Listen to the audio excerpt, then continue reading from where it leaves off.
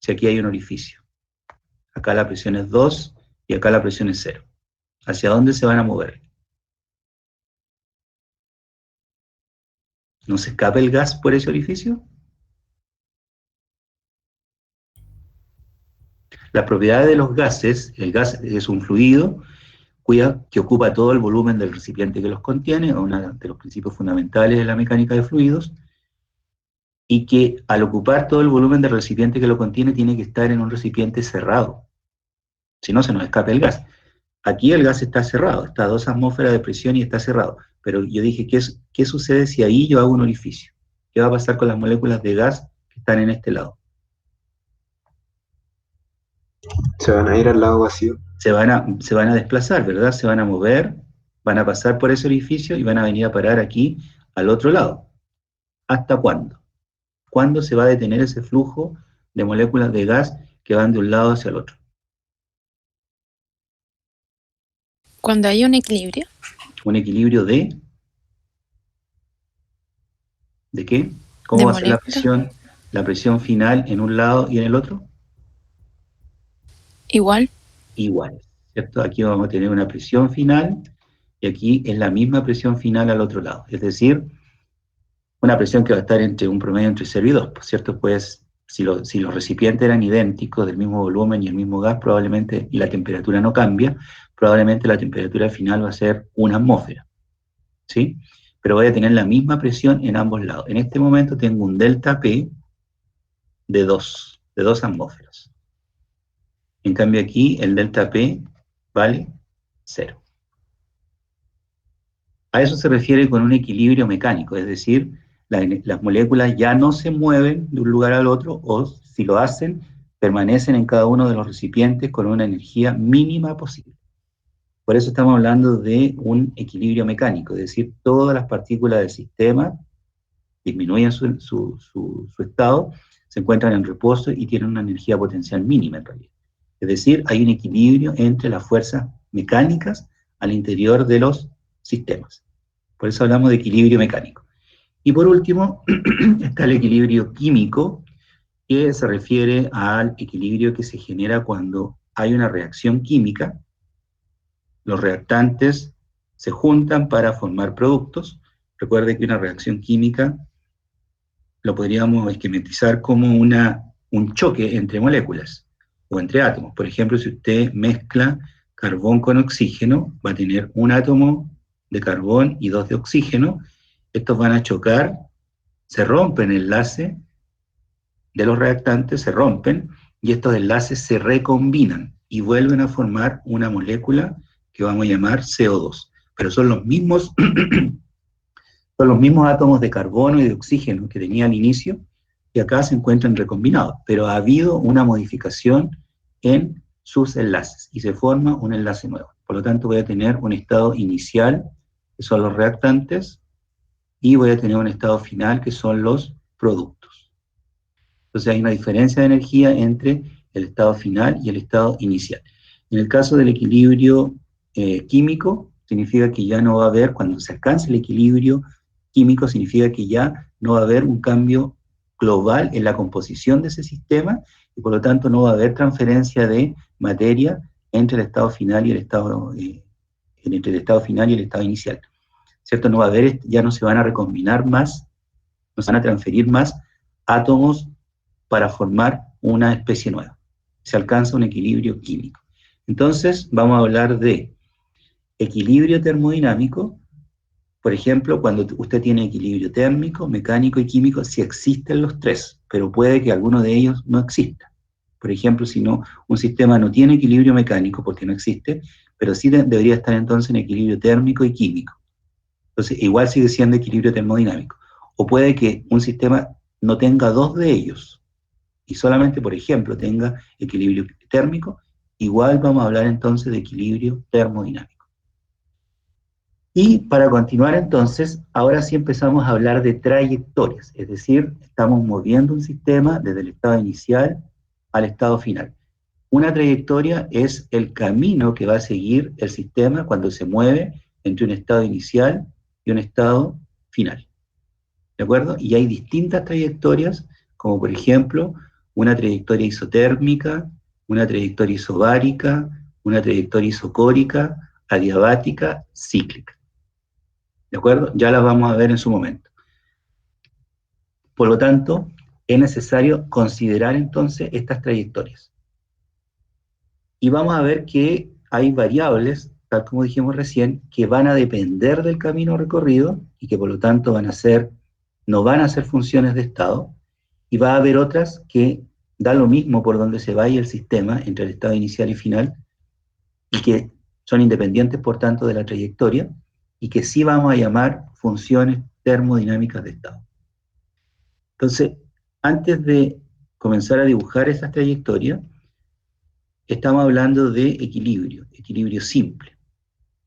Entonces, un equilibrio es cuando un sistema está en equilibrio, cuando ustedes en un espacio de 3 dimensiones, presión, volumen y temperatura, ¿cierto?, se mueven a lo largo de una superficie en ese espacio de 3 dimensiones, para valores que están determinados de presión, de temperatura, de volumen, y en general vamos a asumir que la masa permanece constante a lo largo de toda esa trayectoria. Entonces vamos a hablar de procesos que están en equilibrio, procesos reversibles y procesos que están fuera del equilibrio o que se llaman procesos irreversibles. Entonces, lo primero que hay que imaginar es este pistón, ¿cierto?, que tiene este cilindro que tiene una tapa, y esa tapa puede subir o bajar en función de la fuerza que se aplique sobre este pistón.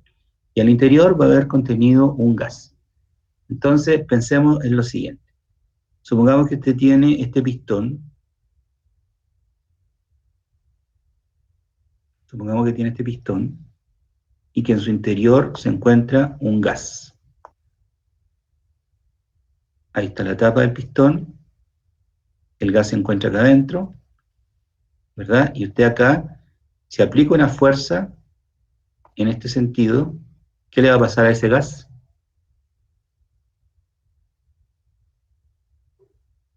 Se comprime. Se comprime, va a quedar comprimido, ¿cierto?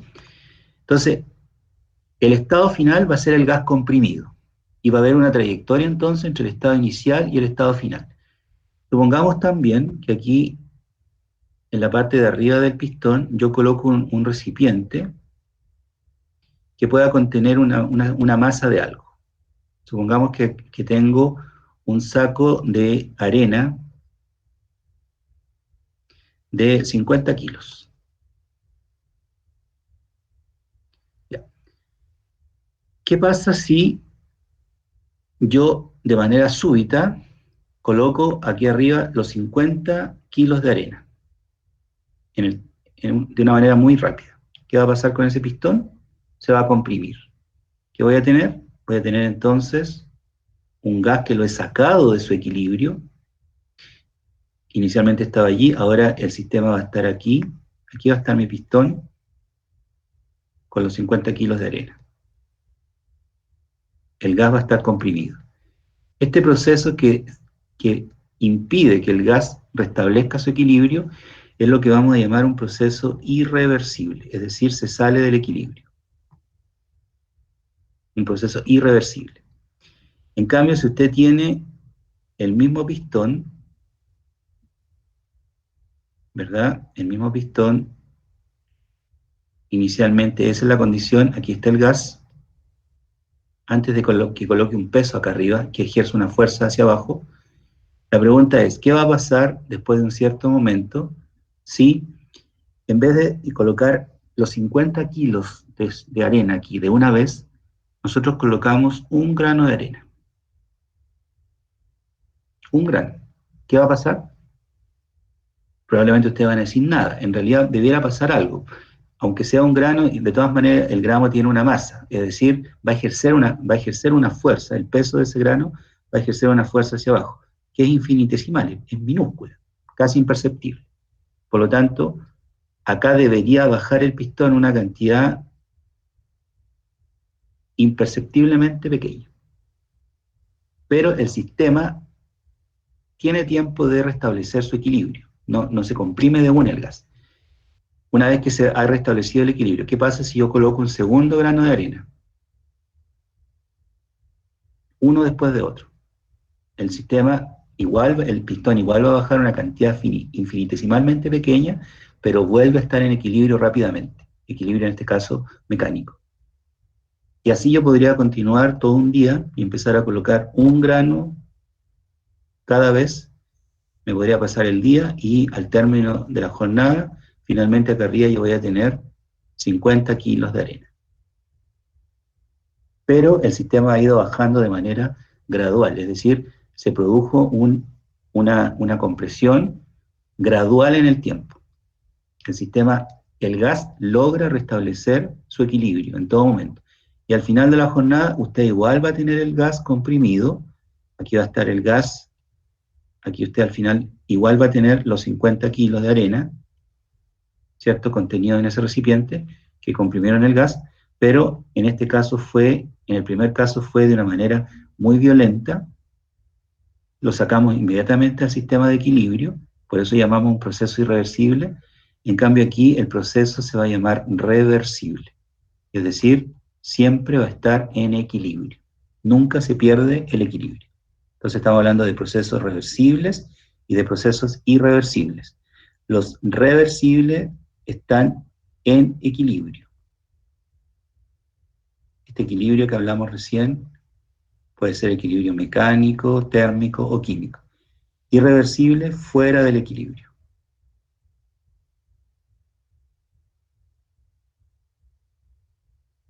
¿De acuerdo? Procesos reversibles, entonces, trayectorias, caminos reversibles, trayectorias, caminos fuera del equilibrio, procesos irreversibles. A ver, vamos entonces a considerar algunas trayectorias de estas que están dentro del equilibrio. Por ejemplo, si nosotros hablamos de una trayectoria isotérmica. Iso, todos saben, significa igual, y térmico, temperatura.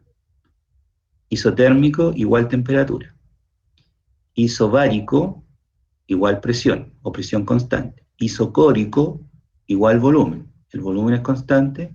Adiabático, no hay variación de calor. Y cíclicos son cuando un sistema parte en un estado inicial y vuelve al mismo estado a través de un trayecto.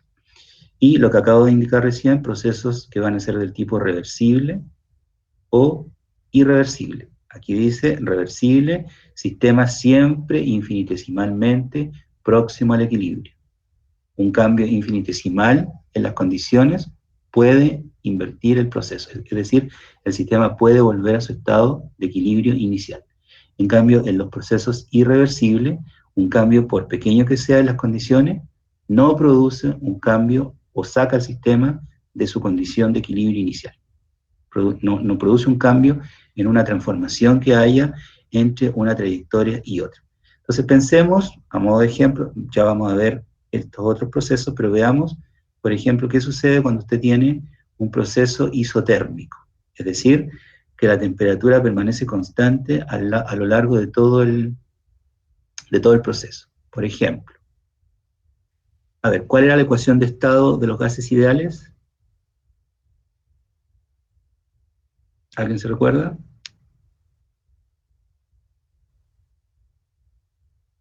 ¿Nadie? ¿Puede repetir la pregunta? ¿Cuál es la ecuación que se aplica a los gases ideales? La ecuación de estado de los gases ideales. La de presión por volumen igual a los moles por la constante R por temperatura. Correcto, ¿cierto? Como dicen los estudiantes dicen, Pavo ratón. exacto.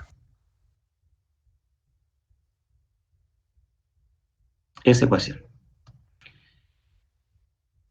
Pavo igual ratón. ¿Cierto? Si nosotros le sacamos esas letras que yo agregué allí, en realidad tenemos la ecuación de estado PV igual NRT. Por ejemplo, esta ecuación, P por V igual el número de moles por R y por T. Cuando yo digo un proceso isotérmico, una trayectoria isotérmica, ¿qué estoy diciendo? ¿Qué se mantiene constante? Temperatura. La temperatura. Esto implica que la temperatura es constante. Es decir, la temperatura inicial y la temperatura final son iguales. ¿Sí? Entonces, si usted hace una gráfica, lo vamos a ver la próxima semana, si usted hace una gráfica de la presión versus la temperatura, un diagrama presión-temperatura, resulta que en este diagrama usted va a tener una trayectoria que es así.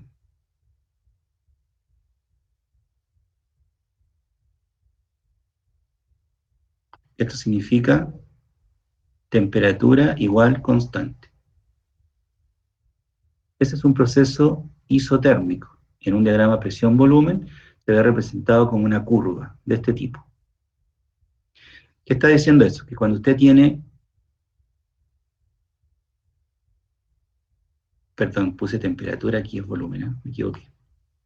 ¿Qué significa esto? Aquí es volumen. Presión-volumen. ¿Qué significa eso? Que cuando la temperatura, o para que la temperatura permanezca constante, cuando usted tiene presiones altas, ¿cómo es el volumen? ¿Alto o pequeño?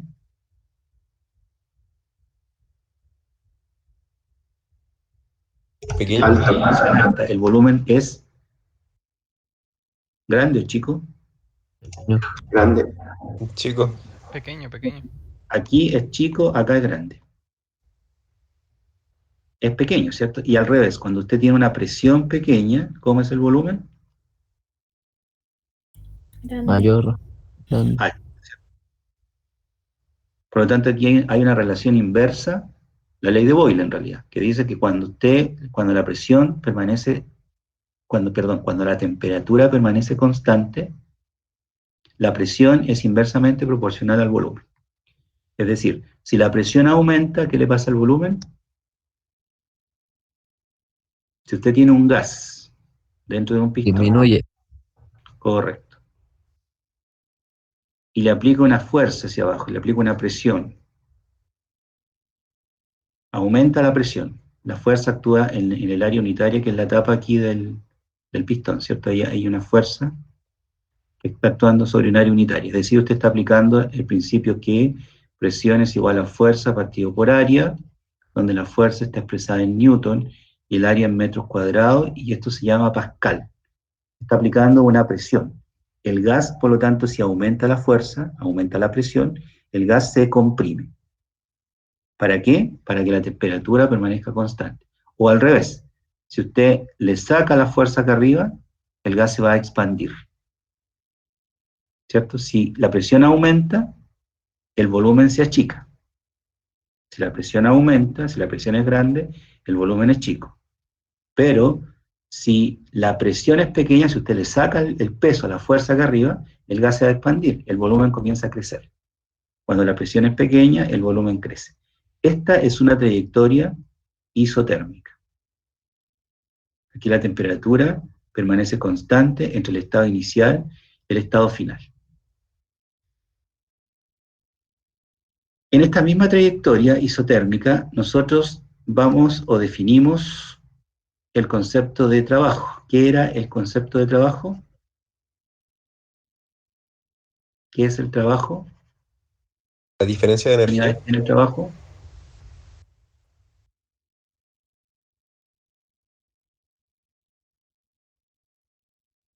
¿Cuál es el trabajo? ¿Cómo lo defino?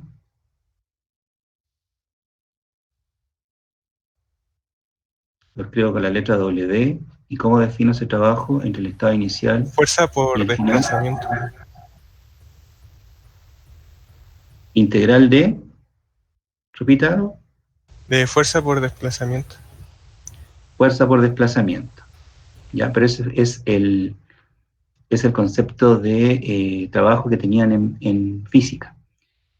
Cuando nosotros transformamos esto a un concepto termodinámico, vamos a considerar, por ejemplo, el mismo pistón, la fuerza F, que va a actuar sobre esta área. Esa es una área unitaria, A. Y acá, por lo tanto, nosotros podemos tener un émbolo ¿cierto?, que permite que este pistón suba o baje. Entonces la pregunta es, si acá nosotros le aplicamos una fuerza F al pistón, esa fuerza F va a actuar en esta dirección, ¿sí?, hacia abajo. Por lo tanto, ¿qué le va a pasar al gas si usted le aplica una fuerza F en la tapa, en la superficie del pistón?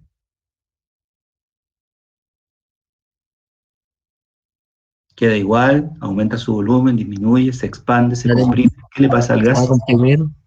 Se va a comprimir. Sabemos entonces que al aplicar una fuerza F, la tapa del pistón va a bajar hasta acá. Va a quedar en esta nueva posición, ¿sí?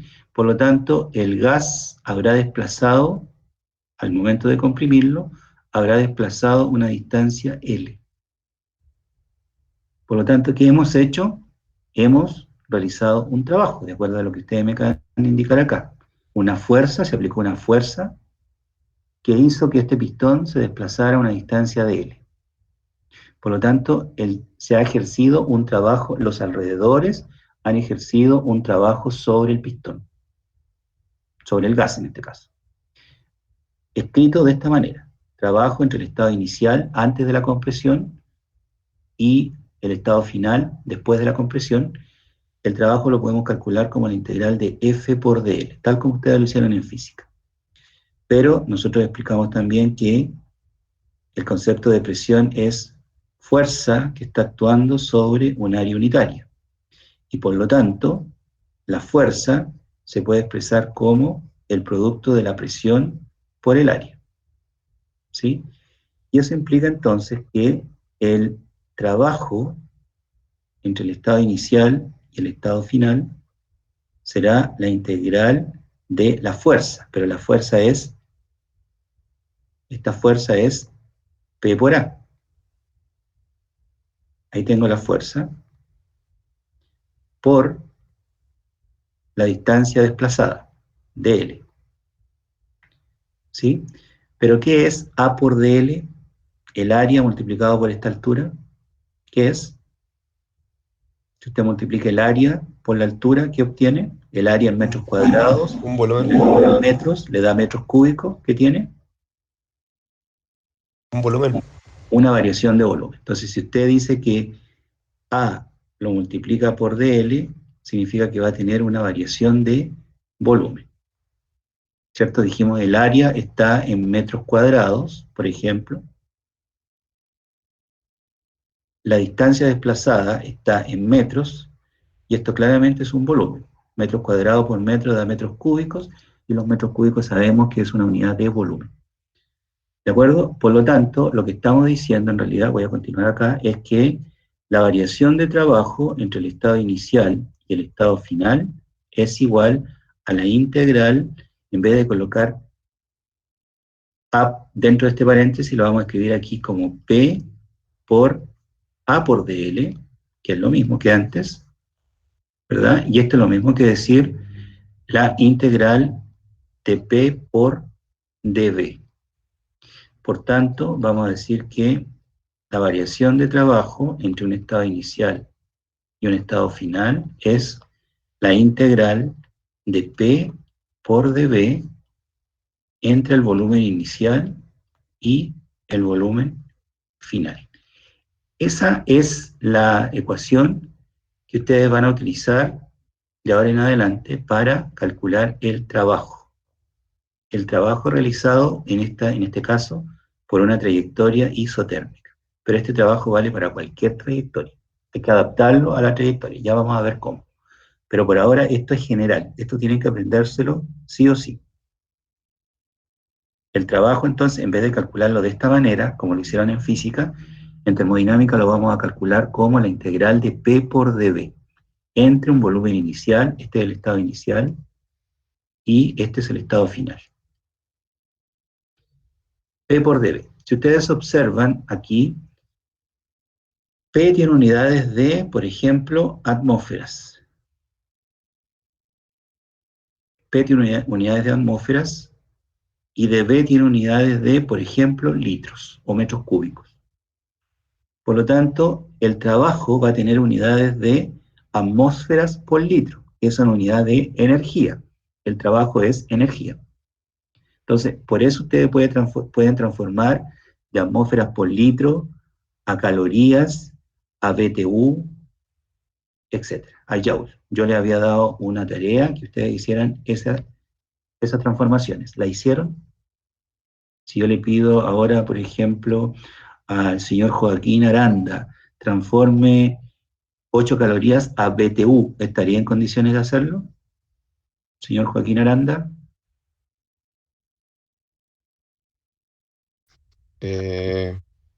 Sí, profe, Hizo- pero es que no tengo el cuaderno a mano. ya, ¿pero hizo la tarea o no hizo la tarea? Sí, sí, sí la tengo. ¿Y El en tiro qué le digo consistía la el... tarea? Repítame por lo menos en qué consistía la tarea. Era transformar las, por ejemplo, calorías a BTU, parece, o a Joule, de Joule a calorías. Pero sí lo tengo anotado. ¿Pero anotó la tarea o sabe, o buscó los valores, cómo transformar? No, sí, sí, sí busqué los valores. Le Ya, digo el tiro, ya. que lo tengo Mientras lo aquí anotado. busca, mientras lo busca, yo decía que esto que tiene unidades que para ustedes tal vez, si usted dice expresa el trabajo y alguien me dice atmósfera litro, algún estudiante podría pensar, ¿y eso de dónde salió? Pero salió de este proceso. Si usted aquí multiplica F, que está en Newton, y dl, que está en metros, Newton por metro es una unidad de energía que se llama Joule, o joules, o julios, como ustedes quieran. Pero es una unidad de energía, Newton por metro. Lo mismo sucede cuando usted habla en términos de, dijimos, joule o joule. También hay una equivalencia con las calorías, también hay una equivalencia con las BTU, las unidades térmicas británicas, y también habrá entonces una equivalencia entre atmósferas por litro. Por eso yo había solicitado que hicieran esa tarea. Es decir, cuando nosotros pensemos en energía, y si le preguntan cuáles son las unidades de energía, su respuesta debiera ser joule, calorías, BTU, atmósferas por litro. ¿Cierto? Esto que parece insólito es una unidad de energía. Presión por volumen, porque viene de la ecuación P por dB. Presión por volumen. Ya, tenemos entonces el concepto de trabajo termodinámico, como la integral de P por dB. Repito, esto tiene que quedar en su ayuda a memoria. ¿Sí? Profe, una pregunta, disculpe. Dígame. Con respecto a la trayectoria del gráfico de ahí, de ¿Sí? la temperatura constante, ¿ese gráfico puede cambiar o siempre va a ser el mismo? Si la temperatura es constante, ese siempre va a ser el gráfico así, es una curva. ¿Sí? Lo que yo quiero hacer en esta clase, que en el fondo es una clase prácticamente de ejercicio, estamos ejercitando, cómo calcular el trabajo para esa trayectoria isotérmica. Eso es lo que quiero fijar en esta clase. Por eso recordé cómo se calculaba el trabajo. El trabajo, vimos que hay un desarrollo matemático que permite pasar del trabajo que ustedes aprendieron en física, lo llevamos ahora a un trabajo termodinámico que va a depender de las variables de estado, como son la presión y el volumen en este caso. Entonces, este trabajo se define como el área bajo la curva. Esta es la integral de P por dB. A ver, si ustedes quisieran calcular entonces el trabajo para una trayectoria isotérmica, cuando nosotros decimos isotérmico,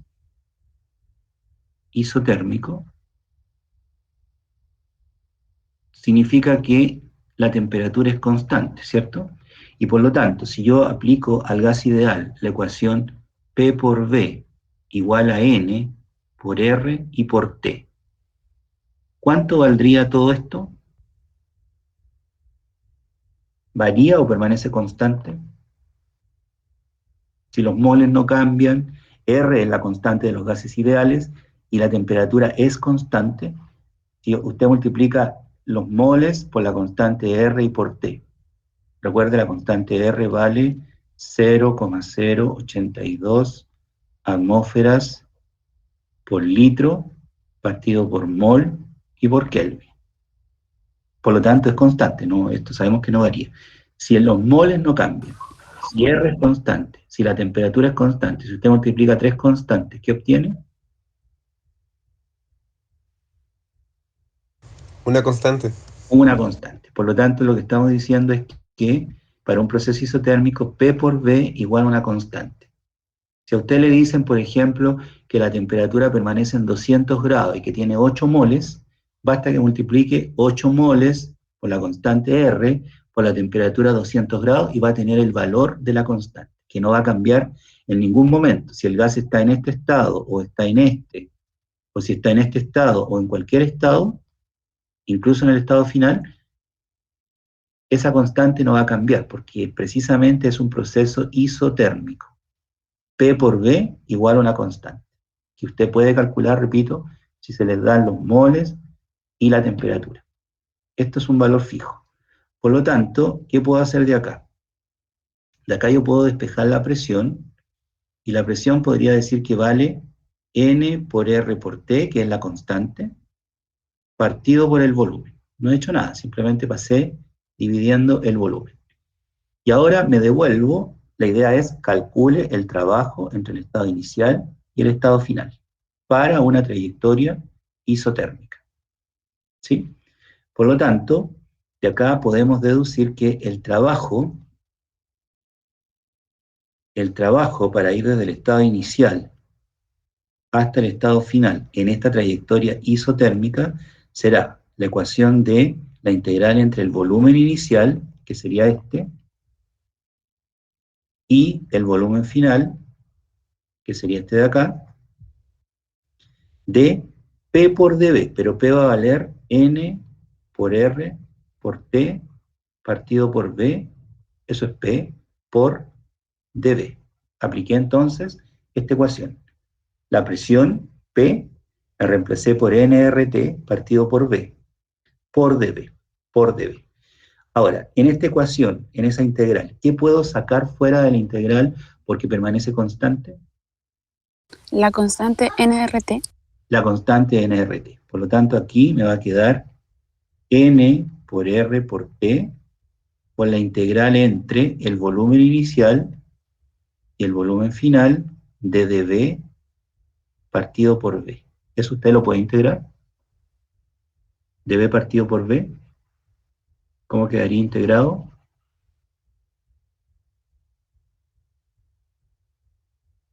No hay que pensar mucho, ¿eh? Más rapidez, por favor. Ustedes ya hicieron cálculo. No se pueden pasar 10 minutos tratando de integrar dV partido por V. ¿Cuánto daría eso? ¿Sería el logaritmo natural de V o no? Logaritmo natural de V. Correcto. Sería entonces, a ver, dado que esto es constante y lo sacamos acá fuera de la integral, nos quedó nRT, la integral de dV partido por V. Claramente ustedes saben que eso es logaritmo natural de V, por lo tanto nos va a quedar N por R por T, logaritmo natural de V, evaluado entre el volumen inicial y el volumen final. Y esto es lo mismo que decir entonces nRT, paréntesis, logaritmo natural del volumen final, menos logaritmo natural del volumen inicial, ¿verdad? Y por propiedades de los logaritmos sabemos que la resta, ¿a qué es igual? A división. A la división. Sería el logaritmo natural del volumen final sobre el volumen inicial. Y este sería entonces el trabajo para ir desde el estado inicial al final de una trayectoria isotérmica. Profesor, disculpe, ¿Sí? quería hacerle una consulta respecto al tema de la tarea. Es que yo Dígame. cuando busqué el tema, me salía que una caloría eran 4.186 joules y un BTU eran 252 calorías. Entonces yo ahí interpreté al tiro que por hacer reglas de 3 simples, podía ir cambiando de unidades, po. Pero Exacto. lo que no encontré fue el ATM por L. Entonces no sé cómo ir transformando ese tipo. Use ¿Sí me esto, entiende? mire. Le puede servir lo siguiente. Considere, no sé dónde escribirlo, acá arriba, sino en el espacio. A ver, voy a borrar esto acá. Considere lo siguiente. Diga que Yo 1,9... el ATL lo encontré, pero lo transformé a Joule. O Ya, sea, 1,987 calorías corresponden a 0,082 atmósferas por litro, y esto también corresponde a 8,3144 joules. Y ahí usted puede entonces transformar entre ellas, y si usted tiene la transformación para BTU, lo puede hacer con cualquiera de estas. ¿Sí? Ya vamos a hacer Ya, ejercicio. profe, gracias. Pero esto por lo menos ya tiene una base para cómo transformar de un tipo en otro. Volvamos a lo nuestro. Estamos diciendo entonces que para esta trayectoria isotérmica, el trabajo va a depender del volumen final y del volumen inicial. Porque esto es constante. N por R por T es la constante a lo largo de toda esa trayectoria.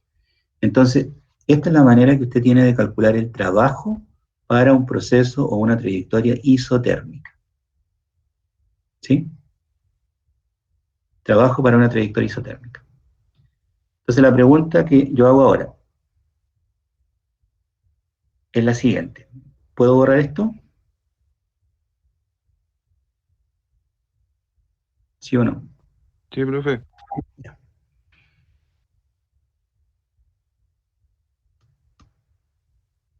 A ver, si usted tiene, si nos recordamos, nos vamos al cálculo.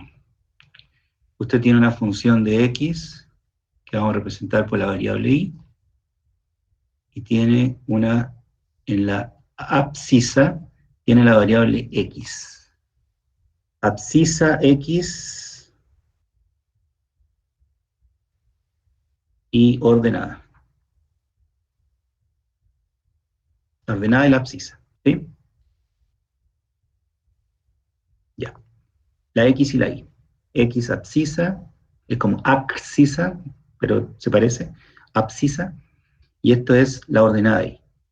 ¿Qué representa lo siguiente si usted parte en un x? Ups, borre. De acuerdo al cálculo. Si usted parte en un x0 y llega a un x1 y tiene esta trayectoria. Ese es el estado inicial. Este es el estado final.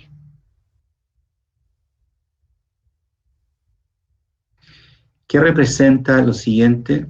La integral entre x sub 0 y x sub 1 de f de x por dx, de acuerdo a lo que usted dice en el cálculo.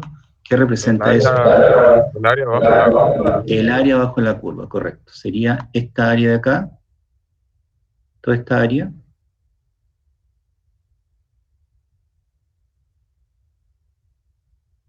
correspondería entonces al área bajo la curva.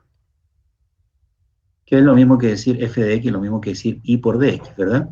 Esto es lo mismo que decir la integral entre x0 y x1 de y por dx igual la misma área. Eso es lo que ustedes vieron en cálculo. Hagamos entonces ahora el símil o la comparación con lo que estamos viendo en termodinámica.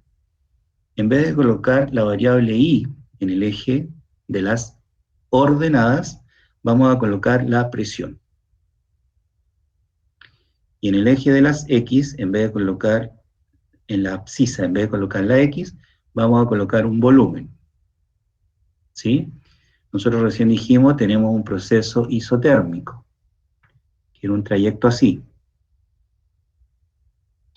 Y vamos a tener un estado inicial con un volumen inicial y un estado final con un volumen final. Aquí está el estado inicial y acá está el estado final. El gas entonces realiza ese trayecto. Vamos a decir que esto es una expansión isotérmica. La temperatura aquí permanece constante. Pregunta: ¿qué será la integral entre, en vez de x0 vamos a colocar volumen inicial, entre x1 vamos a colocar volumen final, en vez de colocar y por dx, que es lo mismo que decir f de x, vamos a colocar p, y en vez de colocar dx, vamos a colocar dv. ¿Qué es eso? ¿Qué representa la integral de P por dB? Si comparamos las dos gráficas, Lo mismo que la anterior, el área. representa lo mismo que la anterior, ¿cierto? El área bajo la curva. Es decir, esta área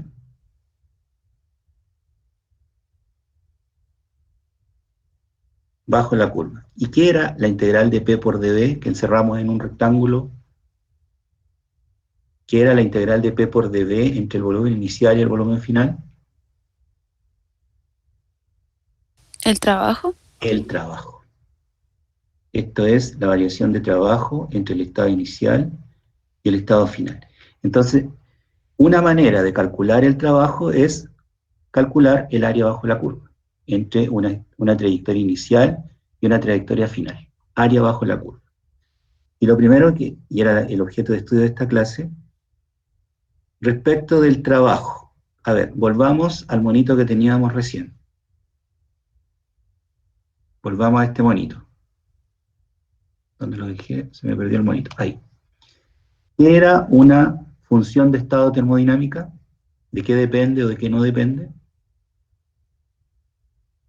No depende de la trayectoria. No depende de la trayectoria. Eso es una función termodinámica. Depende solo del estado inicial y del estado final. Da lo mismo el camino recorrido. La altitud dijimos que era una función de estado termodinámico porque no depende de los kilómetros que recorrió la persona que estaba esquiando. Siempre iban a ser, no sé cuánto dije, 2000 metros. Que usted se vaya por el camino azul o por el camino rojo o por cualquier otra trayectoria, la altitud siempre va a ser 2000 metros. No depende del camino recorrido. En cambio, la distancia recorrida sí depende por dónde me vaya y por lo tanto no sería función de estado. Lo que yo voy a decir acá es que el trabajo no es función de estado. ¿Qué significa eso? Que no sea función de estado. Que sí depende de la trayectoria. Que sí depende de la trayectoria, correcto. El trabajo entonces va a depender del camino recorrido. Entonces, si nosotros consideramos lo siguiente, voy a borrar el cálculo, ustedes ya lo tienen, lo eliminamos, o sea, no lo eliminamos, no pueden borrar el cálculo. Cuando los alumnos no se acuerdan de un semestre para otro, a mí me salen ronchas, porque yo digo, si están en tercer año y no se acuerdan de cosas del cálculo, ¿qué va a pasar cuando estén en sexto? ¿O qué va a pasar cuando vayan a trabajar si no se acuerdan de nada? Un estudiante no se puede olvidar, tiene que ir acumulando y utilizando, pero no borrando. Ya. Vamos entonces a considerar este mismo monito, lo voy a tratar de hacer un poco más grande para explicar este concepto de dependencia de la trayectoria. Estamos dibujando en las abscisas el volumen, en las ordenadas la presión, y hasta ahora tenemos una trayectoria que es isotérmica, ¿cierto? Una isoterma, vimos que se dibujaba por una curva de este tipo. Ese es un proceso isotérmico en el cual la temperatura era constante y si nosotros dijimos, si partimos en un estado inicial y llegamos a un estado final, entonces el área bajo la curva, que es esta,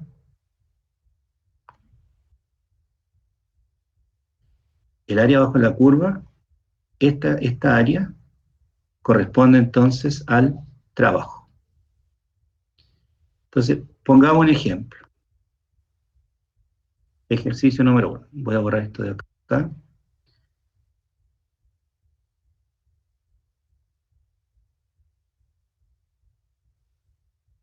A ver. Vamos a tener dos estados, el estado inicial y el estado final. Entonces, suponga que tenemos los siguientes estados. Suponga que vamos a tener el estado inicial,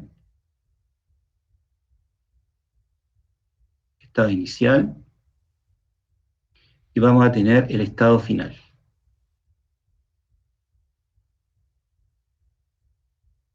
Para conocer un estado dijimos que había que conocer el número de moles, la presión, el volumen y la temperatura. Número de moles finales, presión final, volumen final y temperatura final. Supongamos que inicialmente usted tiene 2 moles que se encuentran a una presión de 10 atmósferas y a una temperatura de 300 Kelvin. Suponga que inicialmente entonces tiene 2 moles de gas a 10 atmósferas de presión, ¿verdad? Y que se desplaza a lo largo de una trayectoria isotérmica donde la temperatura es 300 grados. Este gas se expande isotérmicamente, se expande, el volumen aumenta a temperatura constante, se expande isotérmicamente hasta una presión final de 2 atmósferas. Repito el ejercicio. Se tiene 2 moles de un gas ideal a 10 atmósferas y 300 Kelvin que se expande isotérmicamente hasta una presión final de 2 atmósferas. Esta presión de acá entonces es de 2 atmósferas. Calcular el trabajo realizado. ¿Cómo lo hacemos? Antes de hacer cualquier cálculo, yo tengo que conocer los estados del sistema. Si no tengo los estados, no puedo hacer cálculo, que me van a faltar variables. En el primer caso, ¿conozco el estado completamente o me falta algo? Falta el volumen inicial. Falta el volumen. ¿Cómo calculamos el volumen entonces? Calcula el volumen. ¿Cómo lo haríamos? Con la ecuación de los gases se podría... Con la ecuación del pavo igual ratón, ¿cierto? Gases ideales. El volumen inicial entonces sería el número de moles por R por T partido por la presión. Los moles valen 2, R vale 0,082, la temperatura vale 300 y la presión vale 10 atmósferas. Díganme cuánto da el volumen.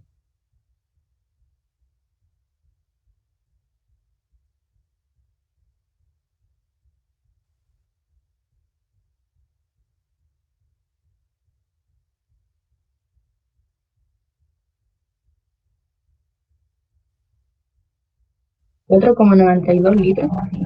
4,92. ¿Alguien más? A ver, don Sebastián Gallegos, ¿cuánto le da a usted el volumen? También me dio 4,92 litros. 4,92, correcto. Entonces tenemos que el volumen vale 4,92 litros, correcto. Ahora sí, conocemos completamente el estado inicial. Los moles, la presión, el volumen y la temperatura. Dice que el gas se expande isotérmicamente. ¿Cuánto valdría entonces la temperatura final? Lo mismo. Lo mismo, ¿cierto? La temperatura final también vale 300 Kelvin. No dice que se haya escapado, que haya entrado más al sistema, por lo tanto, ¿cuántos son los moles finales? 2. 2 moles. Con ese dato, ¿qué me falta? El volumen final. Calcula entonces el volumen final. 2 moles a 2 atmósferas y a 300 Kelvin.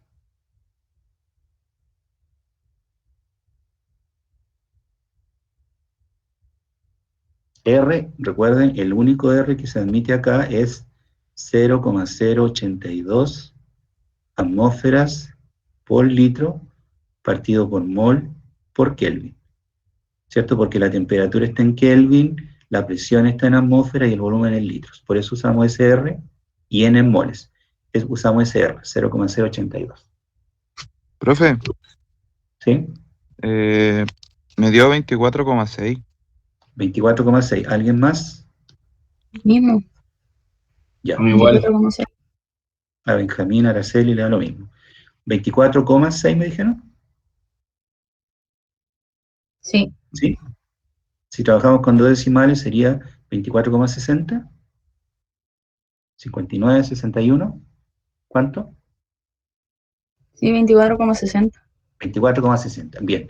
Entonces, ahora tenemos completamente determinado el estado final. Y la pregunta era calcular el trabajo. Nosotros vimos recién que la variación de trabajo entre el estado inicial y el estado final era la integral de P por dB entre el volumen inicial y el volumen final, pero en vez de colocar presión, colocamos nRT partido por B por dB entre el volumen inicial y el volumen final, y que todo esto es constante, lo sacamos fuera y nos quedó finalmente que el trabajo era nRT, logaritmo natural del volumen final sobre el volumen inicial.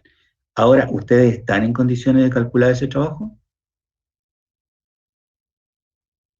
N vale 2 moles, R vale 0,082, si quisiéramos expresar el trabajo en atmósferas por litro.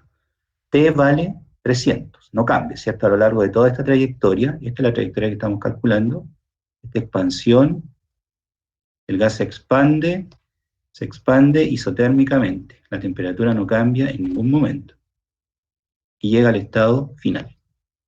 ¿Pueden calcular entonces el trabajo?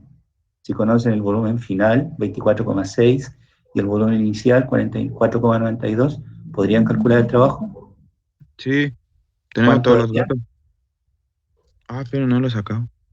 Ya, calcula el trabajo. 2 mol, voy a escribir todas las unidades, por 0,082 atmósferas por litro, partido por mol Kelvin, por 300 Kelvin, por logaritmo natural de 24,6 litros sobre 4,92 litros. Me da 78,78. ¿Alguien más?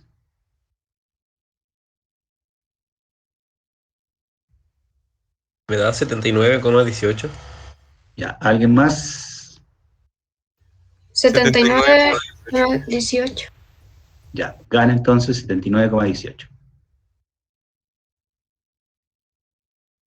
Por eso le pregunto a 2 o 3, para que no me gusta escribir con color negro. Me carga escribir con color negro, no sé por qué. Tengo aversión al negro. 79,70 y... ¿Se me olvidó? 18. 18. ¿Cuáles serían las unidades? Atmósferas por litro. Atmósferas por litro. ¿Ya?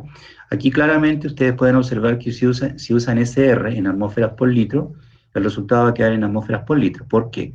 Porque acá los moles se van con los moles, estos Kelvin se van con esos Kelvin, y estos litros se van con esos litros. El resultado queda en atmósferas por litro. Por lo tanto, la respuesta sería el trabajo realizado entre el estado inicial y el estado final es de 79,18 atmósferas por litro. ¿Sí? Aquí dijimos que era 10, 2, la temperatura es la isoterma 300 Kelvin, y el volumen inicial era 4,92, mientras que el volumen final es de 24,6. Hago esto. A ver qué escribí ahí, no sé qué escribí acá. De nuevo. Si usted tiene una buena gráfica, después ni siquiera necesita ir a revisar los cálculos que hizo. Al tener una buena gráfica con datos adecuados, esto ya no va a ser necesario porque lo tiene. Entonces la pregunta es, yo no dije nada respecto, exprese el trabajo en determinada unidad, yo dije simplemente calcule el trabajo. Y el trabajo que calculamos aquí, dado que usamos el R en atmósferas por litro, el resultado queda necesariamente en atmósferas por litro. Pero ¿qué pasa si yo les digo, le agrego además, calcule el trabajo en calorías? ¿Cómo lo harían? Si les pido calcule el trabajo, expréselo en calorías. Aquí quedó en atmósfera litros, ¿sí? Si ustedes quisieran expresar el trabajo en calorías, ¿qué R hubiesen tenido que usar acá? Si quisieran expresarlo en calorías,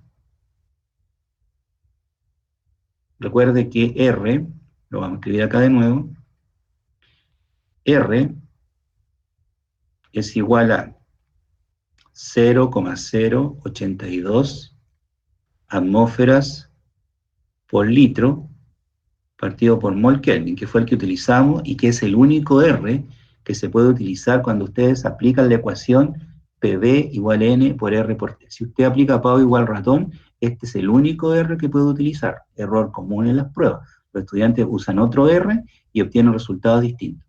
Repito, si usted va a usar la ecuación P por V igual NRT, este es el único R posible. Distinto es cuando nosotros hacemos cálculos de energía o de trabajo, como en este caso, que el R también vale 1,987 calorías por mol Kelvin. Y el R también vale 8,3144 joule por mol por Kelvin. Esas son las equivalencias. Entonces, si yo le hubiese pedido calcular el trabajo en calorías, ¿qué hubiesen hecho? ¿Qué R utilizan? De 1,987. 1,987 calorías lo hubiesen puesto acá, ¿cierto? Aquí en vez de haber puesto 0,082 atmósferas por litro mol Kelvin, usted hubiese puesto 1,987 calorías por mol Kelvin, y obviamente que el mol Kelvin se van a simplificar y lo que queda arriba serían las calorías. Y el resultado hubiese estado en calorías. Pero dado que lo tiene de esta manera, dado que dijimos que el trabajo entre el estado inicial y el estado final, usted lo tiene en 79,18 atmósferas por litros, ¿verdad?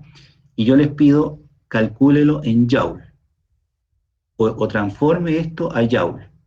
Entonces, los estudiantes empiezan con la famosa y nefasta, digo yo, famosa y nefasta regla de 3 simples, cuando empiezan con que el número multiplicado por el del frente y dividido por el del lado, una cosa extraña.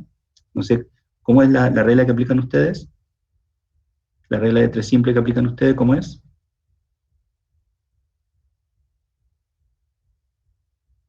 ¿Nadie se acuerda ahora? Pasa multiplicando, después dividiendo, o viceversa. O viceversa. Pero resulta que en medio de una prueba siempre es una situación estresante. El alumno siempre llega nervioso a la prueba. Nervioso porque es nervioso por naturaleza, pero generalmente los nervios ocurren porque no estudió mucho. Entonces, cuando el estudiante durante todo el semestre no estudió mucho y se pone a estudiar el día antes de la prueba o 2 días antes de la prueba, cuando no estudia gradualmente, clase a clase, llega con un tremendo nerviosismo a la prueba. Y ante el estrés hay bloqueo. El cerebro se bloquea y usted comete errores. ¿Y cuáles son esos errores? Equivocarse en la aplicación de la famosa y nefasta regla de 3 simples. A mí las estadísticas me dicen que en las pruebas de termodinámica, cada vez que los estudiantes aplican esa famosa regla de 3 simples, 3 de cada 10 se equivocan. De 10 estudiantes, 3 se equivocan en la nefasta regla de 3 simples, ¿sí? Pero igual, de todas maneras, igual es la regla 3 simple, es súper eficiente. Por lo menos a mí me ha ayudado bastante. Ya, pero la vamos a tratar de erradicar de la termodinámica porque, repito, siempre comete errores. Es mucho más fácil y además que usted va a ver que puede visualizar las unidades que está obteniendo. Si usted multiplica por 1, ¿altera ese resultado? Si yo multiplico por un 1, el 79,18 atmósferas por litro, ¿altero el resultado? ¿O queda igual? Queda igual. Queda igual. Entonces, cuando yo multiplico por 1 es como que no le haga nada. Queda igual. Mira lo que vamos a hacer. Transformar esto, 79,18, a joule sin aplicar la nefasta regla de 3 simple. ¿Qué vamos a hacer? Vamos a multiplicar por 1. Al multiplicar por 1, en el fondo no estamos alterando la igualdad. ¿Qué significa multiplicar por 1? Mira lo que tenemos acá. Esta igualdad. Estamos diciendo, a ver, voy a borrar acá abajo para hacerme espacio. Multiplicar por 1 no significa no hacer ningún cambio, pero simplemente sí vamos a transformar unidades y no vamos a cometer errores de que si era el de al frente multiplicado por el del lado y dividido por el del otro lado, eso se puede olvidar en una prueba o puede cometer error. En cambio, si usted se acostumbra a multiplicar por 1, no comete ese error. ¿Qué estamos diciendo aquí? Estamos diciendo que 8,3144 joule equivalen a 0,082 atmósferas por litro. ¿Sí? Utilizamos los mismos valores de R para hacer esta transformación, que ya la habíamos dado en la primera clase. Ahí tenemos cuántos joule equivalen a cuántas atmósferas por litro. A ver, fíjese bien lo que voy a hacer acá yo. Voy a decir que 8,3144 joule dividido por 0,082 atmósferas por litro. ¿A qué es igual eso? Si este de acá A 1. lo pasa dividiendo, esto es igual a 1. ¿Sí? Por lo tanto, este 1 de acá, ¿dónde lo llevo? Lo llevo ahí arriba, a ese 1 de ahí arriba. ¿Qué me va a quedar? Me queda lo siguiente. Si en vez de multiplicar por 1 acá, yo multiplico por lo siguiente. Multiplico por 8,3144 joule, equivalen a 0,082 atmósferas por litro, ¿cierto? Esto vale 1. ¿Qué puedo eliminar ahora? Atmósfera por litro. Atmósferas por litros, se me van con las atmósferas por litro y el resultado me queda en joule. ¿Cuánto da eso?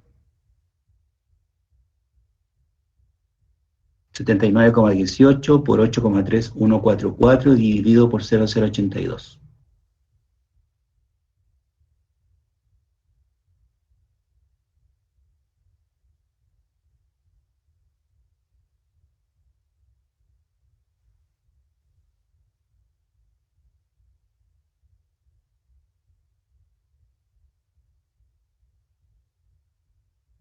$8,028,46. 28, O sea, no, me sale que es 8.028. 8028, Ahí serían con los 4 decimales, ¿no es cierto? con 2 decimales. Un 2. Entonces, 46. Ya, repítame 47 todo en de realidad, nuevo. porque si se aproxima quedaría en 47. Ya, resultado entonces, 8.028,47. ya, ¿alguien más? Me dio lo mismo. ¿Le dio Lo lo mismo? mismo, profe. Lo mismo, profe. Correcto. Entonces, ¿qué hemos hecho? Hemos multiplicado por 1. No hemos alterado entonces todo esto. Pero al hacerlo, ese 1 ¿de dónde salió? De esta transformación de acá.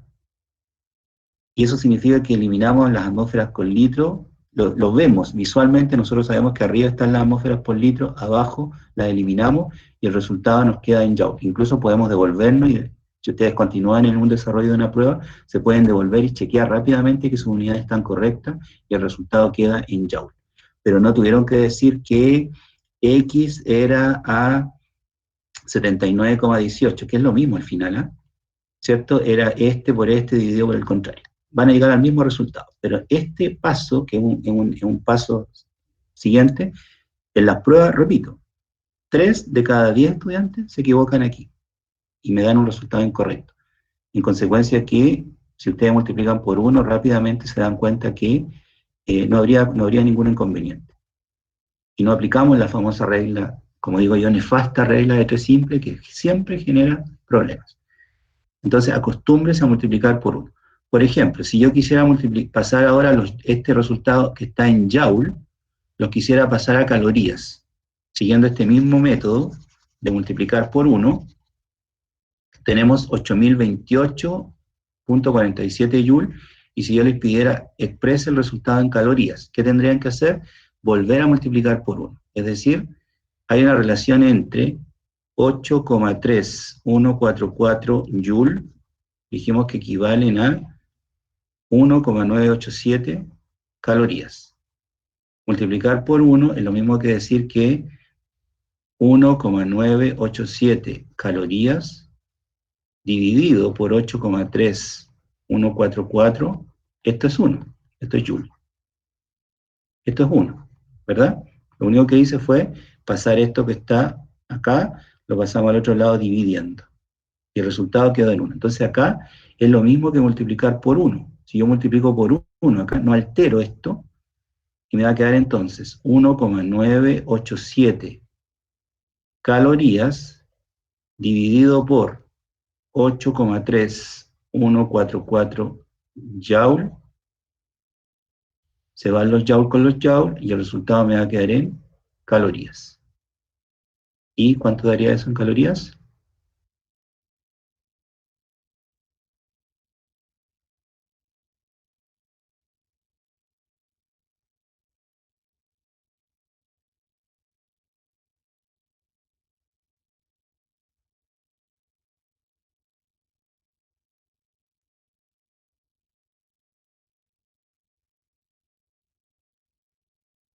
Da 1918,67.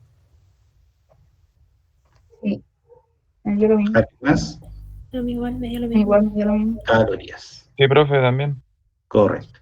Como ustedes pueden ver, el trabajo entonces, y con esto terminamos la clase, a modo de recapitulación, el trabajo se calcula como el área bajo la curva en un diagrama presión-volumen, ¿cierto?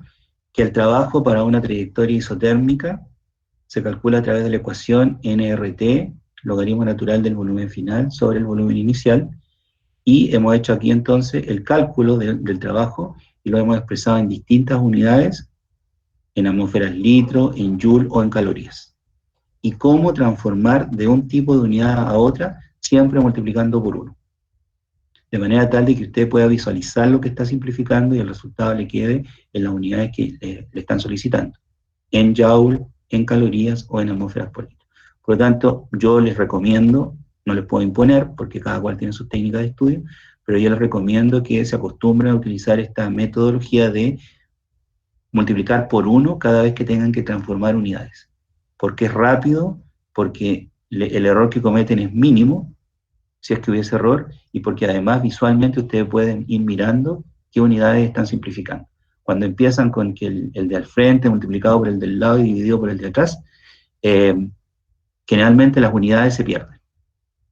Usted no sabe, tiene que retener números y además tiene que retener unidades. Entonces ahí de repente hay errores. Espero que esa estadística de 3 de cada 10 que se equivocan en la regla de 3 simple disminuya. Bien, nos vemos la próxima semana. Que estén muy bien. Hasta la próxima semana. Chao, profe. Chao, profe. Chao, profe. Chao, chao. Chao.